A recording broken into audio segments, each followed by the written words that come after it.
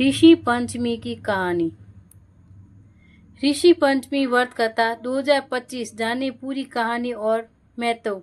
हम यहाँ आपको ऋषि पंचमी कब मनाई जाती है और ऋषि पंचमी मनाने के पीछे की व्रत कथा के बारे में यहाँ बताने जा रहे हैं।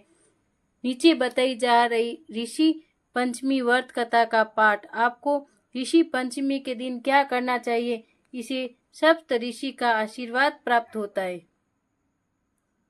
ये तो आप सब जानते हैं कि हिंदू धर्म में पवित्रता का बहुत अधिक महत्व माना जाता है। हिंदू धर्मानुसार महिलाएं मासिक धर्म के समय में सबसे अधिक अपवित्र मानी जाती हैं। ऐसे में उनके ना चाहते हुए भी जाने व अनजाने में कई गलतियां हो जाती हैं। उन सब गलतियों व दोषों से मुक्ति पाने के लिए ऋषि पंचमी का उपवास रखा जाता है। एक गांव में गरीब माँ और बेटे रहते थे। ब्राह्मण भाद्रपद महीने में जब ऋषि पंचमी आई तो बेटा अपनी माँ से बोला, माँ मैं अपनी बहन के घर राखी बंधवाने जाना चाहता हूँ।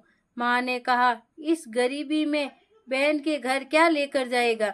बेटा बोला, लकड़ी बेचने से जो भी पैसे मिलेंगे वही लेकर जाऊंगा। और वह अपनी बहन के घर पहुंच गया।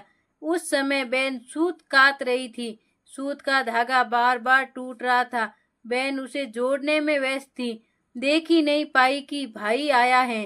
भाई ने सोचा, अमीर बहन के मन में गरीब भाई के प्रति प्रेम नहीं है, और वह वापस जाने लगा।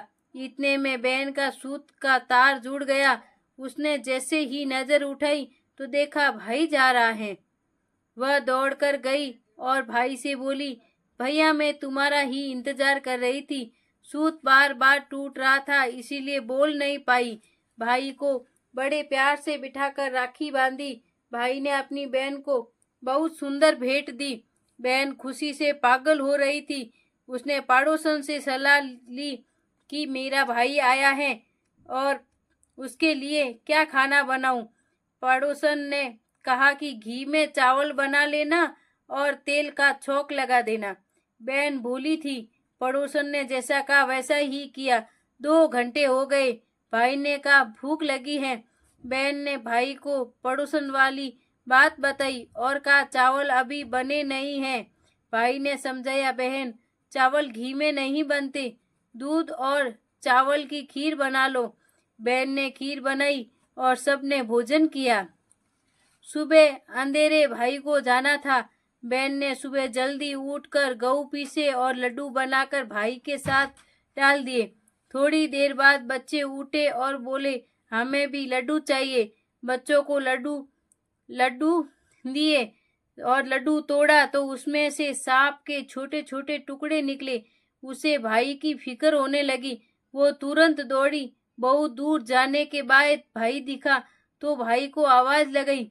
भाई सोचने लगा, ये मेरे पीछे दौड़कर क्यों आई? उसने ऐसे इतनी दूर दौड़कर आने का कारण पूछा। बहन बोली, मैं तेरी जान बचाने आई हूँ। तुझे जो लड्डू दिए थे उसमें भूल से सांप के टुकड़े आ गए हैं। तुझे यही कहने आई थी। भाई बोला, बहन मैं एक पेड़ पर पोटली टांग कर नीचे आराम कर रहा था, तब कोई चोर मेरे लड्डू चुरा कर ले गए। संयोग से लड्डू चोर पास में ही थे। वे लड्डू खाने वाले ही थे, लेकिन उनकी बात सुनकर रुक गए।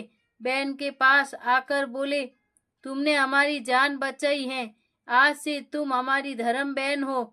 लड्डू वही खड़ा गड्ढा खोदकर गाड़ दिए। भाई बहन को घर ले आई और तीसरे दिन सीख देकर भेजा। इसीलिए भाई को राखी के दिन रात को नहीं रोकना चाहिए और जाते समय खाने का कुछ सामान साथ नहीं बांधना चाहिए। खोटी री खरुई और अधूरी री पूरी।